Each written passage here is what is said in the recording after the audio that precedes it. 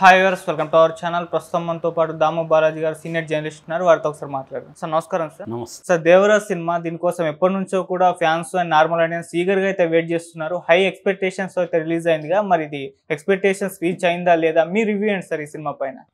దేవర గురించి ఆల్రెడీ మనం చాలా వీడియోలు చేసాము. దేవర ఏంటంటే ప్రీ రిలీజ్ బిజినెస్ ఎన్టీఆర్ కెరీర్లోనే హైయెస్ట్ బిజినెస్ చేసింది. దాదాపు ప్రపంచవ్యాప్తంగా 203 కోట్ల బిజినెస్ చేసింది.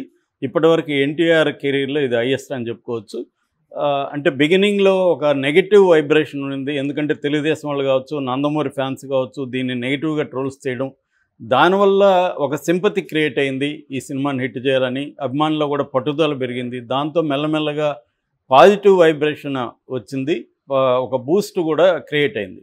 ఈ యాంగిల్లో చూసుకున్నప్పుడు దేవర మీద హై ఎక్స్పెక్టేషన్స్తో జనం థియేటర్లకు వెళ్ళారు. అర్ధరాత్రి నుంచే థియేటర్లలో సినిమాలు వేశారు. సో ఈ సినిమా రివ్యూ చెప్పుకోవాలనుకున్నప్పుడు ముందుగా కాస్టింగ్ విషయానికి వస్తే జూనియర్ ఎన్టీఆర్, జాన్వి, సైఫ్ అలీ ఖాను, తర్వాత షేన్ చాయ్ ఠాకో, శృతి మరాఠీ, మురళీ శర్మ, ప్రకాష్ రాజ్, ఇలా కాస్టింగ్ అయితే పెద్ద కాస్టింగే. అసలు మనం ఎవడు ఏంటని ఎత్తుక్కునే అంత కాస్టింగ్ అయితే ఉంది. ఇక టెక్నికల్ విషయానికి వస్తే కొరటాల శివ డైరెక్టర్, తర్వాత కళ్యాణ్ రామ్ అండ్ సుధాకర్ మిక్కిలినేని వీళ్ళిద్దరు ప్రొడ్యూసర్లు, Anirudh Ravichandran music director, Rathnavel cameraman, తర్వాత సబు సిరిల్ అతను మలయాళీ ఆర్ట్ డైరెక్టర్. చాలా పెద్ద వాటికి అతను ఇంతకుముందు చేశాడు. ఇండియాలోనే one of the best art directors. తను దీనికి ఆర్ట్ డైరెక్షన్ చేశాడు. అక్కినేని శ్రీకర్ ప్రసాద్ ఎడిటింగ్ చేశాడు. మొత్తం టెక్నికల్ క్రూ కూడా వెరీ వెరీ సాలిడ్ ఉంది.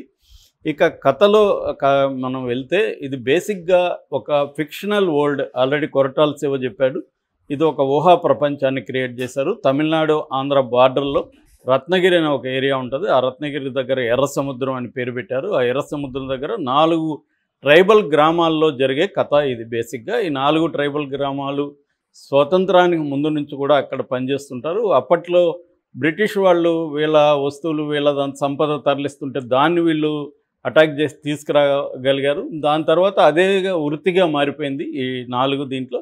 ఈ 4 గ్యాంగ్స్కి 4 లీడర్లు ఉంటారు. ఒక గ్యాంగ్కి దేవర ఎన్టీఆర్ ఉంటే, ఇంకొక దానికి సైఫ్ అలీ ఖాన్ బైరా ఉంటాడు, ఇంకొక దానికి శ్రీకాంత్ రాయప్ప ఉంటాడు, ఇంకొక దానికి కోరా షెన్చాయ్ టామ్ అతను ఉంటాడు. సో ఈ 4 గ్యాంగులు కలిసి వెళ్ళి కంటైనర్లో ఉండేవి తీసుకొని మురుగా అనే మురళీ శర్మ గ్యాంగ్కి వీళ్ళు అప్పగిస్తారు. మురుగా గ్యాంగ్ వీళ్ళకి డబ్బులు ఇస్తారు. ఇది బేసిక్గా సెటప్. ఇది వీళ్ళు తెచ్చే దాంట్లో ఎక్కువగా ఆయుధాలు ఉంటాయి. ఆ ఆయుధాలు దేనికి ఉపయోగపడుతున్నాయి ఏంటి వీళ్ళకి ఏం తెలియదు. అయితే జూనియర్ ఎన్టీఆర్ ఈ బైరా మన దేవర లైఫ్లో ఒక సంఘటన జరుగుతుంది. దాంతో అతను మార్పు వస్తుంది. ఇది కరెక్ట్ కాదు, మనం చేసేది తప్పు. సో మనం ఆయుధాలని తీసుకొచ్చి ఇలా అమ్మడం కరెక్ట్ కాదు, దాని బదులు మనం ఫిషింగ్ చేద్దాము, దాంట్లో మనం బతకచ్చు, నీతిగా బతుకుదామని అతను మారిపోతాడు. సో మారిపోతే వీళ్ళు వినరు, ఎందుకంటే వీళ్ళకి ఇది అలవాటు అయిపోయింటుంది. సో అతను ఇప్పుడు వీళ్ళకి భయాన్ని నేర్పించాలి, వీళ్ళకి భయం అనేది తెలియదు అని చెప్పి వీళ్ళకి భయాన్ని నేర్పించడానికి అతను ఒక షాకింగ్ నిర్ణయం తీసుకుంటాడు. దాని తర్వాత వీళ్ళు ముఖ్యంగా సైఫ్ అలీ ఖాన్ ఆధ్వర్యంలో మిగతా వాళ్ళతో కలిసి సైఫ్ అలీ ఖాన్ అతనితో మంచిగా ఉన్నట్టు నటించి అతన్ని చంపేసి మొత్తం సముద్రాన్ని తానే వెళ్ళాలని సైఫ్ అలీ ఖాన్ అనుకుంటాడు. సో ఇది ఏం జరిగింది, వీళ్ళు అనుకున్నట్టు అతన్ని చంపేయగలిగారా దేవరని? మరి దేవర కొడుకు వర ఎవరు? వర ఎందుకు పిరికివాడిగా ఉంటున్నాడు? సో ఫైనల్గా దేవర బతుకున్నాడా లేదా సముద్రంలో? వీళ్ళు అనుకున్నట్టుగా వీళ్ళు చేయగలిగారా లేదా? ఇది బేసిక్గా కథగా మనం చెప్పుకుంటే. ఇక స్క్రీన్ ప్లే విషయానికి వస్తే దీన్ని మామూలుగా కూడా ఈ మధ్యకాలంలో ఏంటంటే ఒక వాయిస్ ఓవర్ చెప్పడం, ఒక ఎలివేషన్తో స్టార్ట్ చేయడం, ఇవన్నీ రొటీన్ ఫార్ములా. అదే ఫార్ములాని శివ ఎన్నుకున్నాడు. యతి అని ఒక గ్యాంగ్స్టర్ కోసం ఒక పోలీస్ ఆఫీసర్ అజయ్, అజయ్ బయలుదేరతాడు. అతను ఎర్ర సముద్రం ఈ రత్నగిరి దగ్గరికి వచ్చినప్పుడు అతనికి కనిపించిన ప్రకాష్ రాజ్ క్యారెక్టర్ అసలు యతి కాదు, నువ్వు దేవర గురించి తెలుసుకోవాలని చెప్పి 12 ఏళ్లకు ముందు దేవర లైఫ్ని గురించి ప్రకాష్ రాజ్ చెప్పడం మొదలు పెడతాడు. అలా బిగినింగ్ ఏం చేశాడంటే ఒక్కొక్క వాయిస్ ఓవర్ ప్రకాష్ రాజ్ది వస్తుంటుంది, ఇంకొక పక్క బిల్డప్ షాట్లు మొదలవుతుంది. ఇలాంటి స్క్రీన్ ప్లే తీసుకున్నాడు. అజయ్ క్యారెక్టర్ ద్వారా ఆడియన్స్ కూడా ఆ కథలకి వెళ్ళేట్టుగా చేసుకున్నాడు. ముందు ఫస్ట్ హాఫ్ అంతా కూడా ఆ ప్రపంచాన్ని, ఆ రత్నగిరి, ఆ ఎర్ర సముద్రం దగ్గరున్న ఈ 4 ట్రైబల్ గ్రామాల ఫిక్షనల్ వరల్డ్ ఏదైతే ఉందో దాన్ని మనకి పరిచయం చేయడం, క్యారెక్టర్లను పరిచయం చేయడం, అందులో యాక్షన్ సీక్వెన్సెస్, ఆయుధ పూజ సాంగు ఇలా తీసుకెళ్తూ ప్రీ ఇంటర్వెల్లో ఒక బ్రహ్మాండమైన యాక్షన్ సీక్వెన్స్ ఉంటుంది. అది వండర్ఫుల్గా ఉంటుంది. దాని తర్వాత ఇంటర్వెల్ ఇచ్చి సెకండ్ హాఫ్లో కథలోకి వెళ్ళాడు. సెకండ్ హాఫ్లో జాన్వి క్యారెక్టర్ వాళ్ళిద్దరి ఇది వస్తుంది.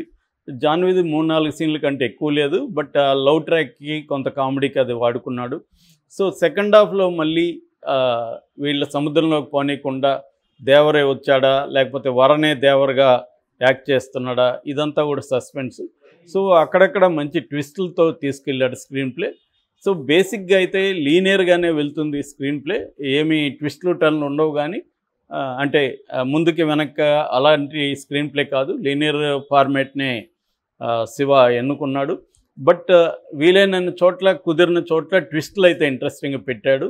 సో ఓవరాల్గా స్క్రీన్ ప్లే ఇంట్రెస్టింగ్గా అయితే ఉంటుంది. కాకపోతే రన్ టైం ఎక్కువ ఉంది. దాదాపు 3 hours 2 hours 50 minutes పైన రన్ టైం ఉంది. మామూలుగా సెన్సార్ ఇచ్చిన దానికంటే కూడా ఒక 7 నిమిషాలు కట్ చేశారు, అయినప్పటికీ కూడా రన్ టైం పెద్దగా ఉంది. సో ఇక విశ్లేషణకు వస్తే మనకు ఫస్ట్ హాఫ్ అనీవన్గా ఉంది. అంటే ఫస్ట్ హాఫ్ అంతా కూడా ఏంటంటే ఎస్టాబ్లిష్మెంట్లకి ఆ ప్రపంచాన్ని పరిచయం చేయడానికి క్యారెక్టర్లు కూడా నెంబర్ ఆఫ్ క్యారెక్టర్లు ఉన్నాయి. వాటిని పరిచయం చేయడానికి అసలు వాళ్ళ పేర్లు మనకు గుర్తుండవు. రకరకాల పేర్లు ఆ ట్రైబల్ నేమ్స్ పెట్టారు, అన్నీ గుర్తుపెట్టుకోవడం కూడా కష్టమే. సో అలా సాగిపోతూ ఉంటుంది ఫస్ట్ హాఫ్లో అక్కడక్కడ డ్రాగ్ ఉంది. కానీ ఆయుధ పూజ ఒకటి బాగుంది, ఇంట్రొడక్షన్ సీన్స్ అవన్నీ కూడా ఇంట్రెస్టింగ్ ఉన్నాయి. తర్వాత ఇంటర్వెల్కి ముందు వచ్చే ఆ ఫైట్, ఇవి ఫస్ట్ హాఫ్లో మనం హైలైట్గా చెప్పుకోవచ్చు. సెకండ్ హాఫ్ అంటే ఫస్ట్ హాఫ్లో పెద్దగా మనకి బోరింగ్గా అట్లా ఏమి ఉండదు. సెకండ్ హాఫ్ వచ్చేసరికి ఈ ట్రాక్ అంతా కూడా బోరింగ్ అనిపిస్తుంది, ఆ లవ్ ట్రాక్. ఎందుకంటే జాన్వి అది వేస్ట్ చేశారేమో, జాన్వి ఇంట్రొడక్షన్ సినిమా ఇది, దాన్ని ఇంకొంత బాగా చేసి ఉండొచ్చు అనిపిస్తుంది. అది 3-4 సీన్లు ఒక పాట మాత్రమే ఆ అమ్మాయి చుట్టమల్లె సాంగ్ అయితే బాగా తీశారు. విజువల్స్ కానీ అవన్నీ బాగున్నాయి చుట్టమల్లె సాంగు. సో అంతకుముందు టైటిల్ సాంగ్ ఒకటి ఉంది, ఆయుధ పూజ. ఈ 3 సాంగ్లు ఉన్నాయి. ఇంకొకటేమో దావూదీ సాంగ్ని మనకు తీసేశారు. ఆల్బంలో ఉంది కానీ సినిమాల్లో దాన్ని పెట్టలేదు. అది వీడియో కూడా తీసి, విజువల్స్ కూడా తీసి, ఎక్కడ పెట్టాలని టైమింగ్ ప్లేస్మెంట్ తెలియక తీసేశారని చెప్తున్నారు. సో అది కొంతమందికి డిసప్పాయింట్ అయ్యే అవకాశం ఉంది. సో సెకండ్ హాఫ్లో కూడా మనకి under water sequence last 20 minutes ఇంట్రెస్టింగ్గానే ఉంటుంది. సో ఇది బేసిక్గా. అయితే దీంట్లో హైలైట్స్గా చెప్పుకోవాలంటే ఫస్ట్ చెప్పుకోవాల్సింది జూనియర్ ఎన్టీఆర్ని. ఎన్టీఆర్ మనకు తెలుసు, ఆయన one of the finest actors in India. So దీంట్లో తను కంప్లీట్ ఎఫర్ట్ పెట్టాడు. కాకపోతే మాస్ ఆడియన్స్కి జూనియర్ ఎన్టీఆర్ తగిన న్యాయం చేయలేదా అన్న ఫీలింగ్ అయితే వస్తుంది. ఎందుకంటే వాళ్ళకి నచ్చిన విధంగా లేదు. కొంత శివ సినిమాల స్టైలే కొద్దిగా క్లాసీగా ఉంటుంది. ఎప్పుడైనా కూడా మనకి శివ వచ్చిన ఇప్పటివరకు చూస్తే శ్రీమంతుడు కావచ్చు, అంతకుముందు మిర్చి కావచ్చు, జనతా గ్యారేజ్ కావచ్చు, భరత్ అని నేను, ఇవన్నీ కూడా కొద్ది క్లాస్ టచ్ ఉంది, అక్కడక్కడ మాస్ ఉంటుంది. శివ బలమంతా కూడా రైటింగ్ మామూలుగా. కానీ ఈ సినిమాలో ఫస్ట్ హాఫ్లో కొంతవరకు రైటింగ్ పర్వాలేదు, కానీ సెకండ్ హాఫ్కి వచ్చేసరికి రైటింగ్లో కూడా డ్రాప్ అయిపోయాడు శివ. మనకి అంటే కొన్ని క్లాసీ డైలాగ్స్, కొన్ని క్లాసీ ట్విస్టులు ఉంటాయి మామూలుగా. మనకి ఇప్పుడు ఫర్ ఎగ్జాంపుల్ శ్రీమంతుల్లో తీసుకుంటే, నేను ఈ ఊరినంతా అడాప్ట్ చేసుకున్న, దత్తత తీసుకున్న, మీరు కూడా ఇప్పుడు మిమ్మల్ని కూడా దత్తత తీసుకున్న, ఇలాంటి డైలాగ్స్ చాలా ఎఫెక్టివ్గా ఉంటాయి. అట్లాగే మన మిర్చిలో వాళ్ళ కొడుకు వచ్చాడని చెప్పు అన్నది ఒక గూస్ బంప్స్ ఇస్తుంది. సో మన భరత్ అనే నేనులో కూడా అంతఃకరణ శుద్ధి అనేది మనకి బయట వచ్చినా కూడా హాంటింగ్గా ఉంటుంది. అలాగా కొన్ని మూమెంట్స్ ఉంటాయి డైలాగ్లో. దీంట్లో అట్లాంటి మూమెంట్స్ లేవు, కానీ డైలాగులు కొన్ని బాగానే ఉన్నాయి.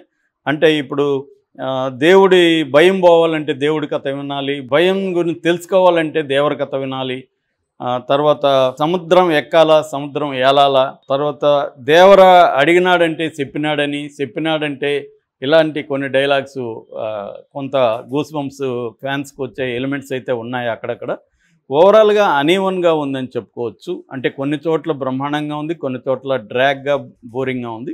ఇక ప్లస్లు, ఈ సినిమాలో ప్లస్లు చెప్పాలంటే యాక్టింగ్ పరంగా అందరూ బాగా చేశారు.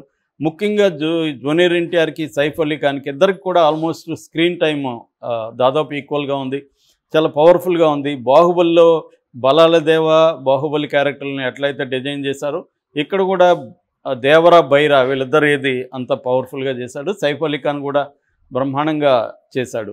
అట్లాగే మిగతా ఆర్టిస్టులు అందరూ కూడా వాళ్ళ దీంట్లో పరిధిలో బాగానే చేశారు. మనకి ఆర్టిస్టులని తప్పుపడడానికైతే ఏం లేదు, అందరూ బాగున్నారు.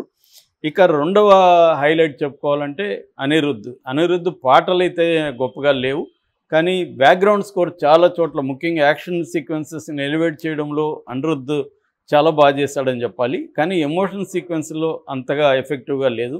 ఓవరాల్గా అనిరుద్ధ్ స్కోర్ చాలా బాగుంది. ఇక కొన్ని డైలాగ్స్, ఇందాక చెప్పిన డైలాగ్స్ బాగుంది. నెక్స్ట్ చెప్పుకోవాల్సింది రత్నవేలు ఫోటోగ్రఫీ.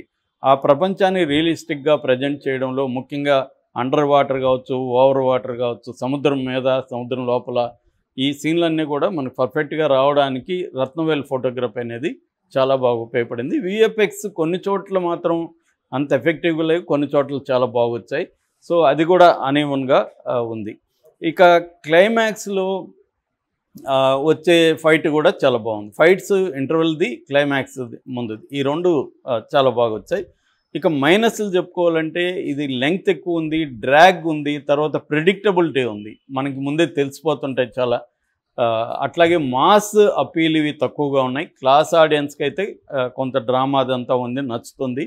మాస్కి అంత ఎక్కుతుంది అనేది చూడాలి, ఎందుకంటే బీసీ సెంటర్లో ఇది ఎంత మాత్రం పెర్ఫామ్ చేస్తుంది ఈ సినిమా అనేది మనం చూడాలి.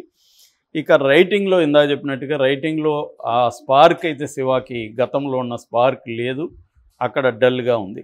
ఇక లాస్ట్లో ఒక చిన్న హుక్ పెట్టారు, మనకి బాహుబలి ఎలాగ ఉంటుందో ఇది చూస్తే కూడా బాహుబలే గుర్తొస్తుంది. సేమ్ అలాంటి సర్ప్రైజ్ పెట్టారు.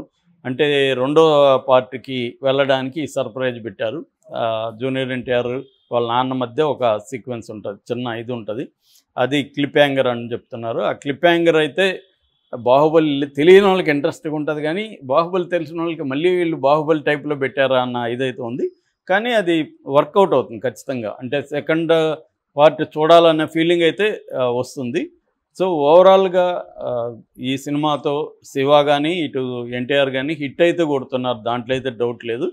కానీ మాస్ కోరుకున్నట్టు ఎలిమెంట్స్ మాత్రం దీంట్లో లేవు. ఎందుకంటే ఆ కైండ్ ఆఫ్ డ్యాన్సులు కానీ, ఆ కైండ్ ఆఫ్ పాటలు కానీ, ఆ కైండ్ ఆఫ్ ఎంటర్టైన్మెంట్ కానీ, ఆ కైండ్ ఆఫ్ యాక్షన్ సీక్వెన్సులు కానీ మాస్కి సరిపోయే విధంగా లేవు. కొంత కథలోకి ఇన్వాల్వ్ అయ్యి చేయగలిగితే మాత్రం చూడగలిగితే కొత్తగా ఉంటుంది. ముఖ్యంగా సముద్రం బ్యాక్డ్రాప్ అదంతా కూడా ఇండియన్ స్క్రీన్లో ఫస్ట్ టైం అని చెప్పచ్చు. ఇటువంటి ఒక బ్యాక్డ్రాప్తో సినిమా కొంతవరకు మనకి ఛత్రపతిలో ఉంది, తర్వాత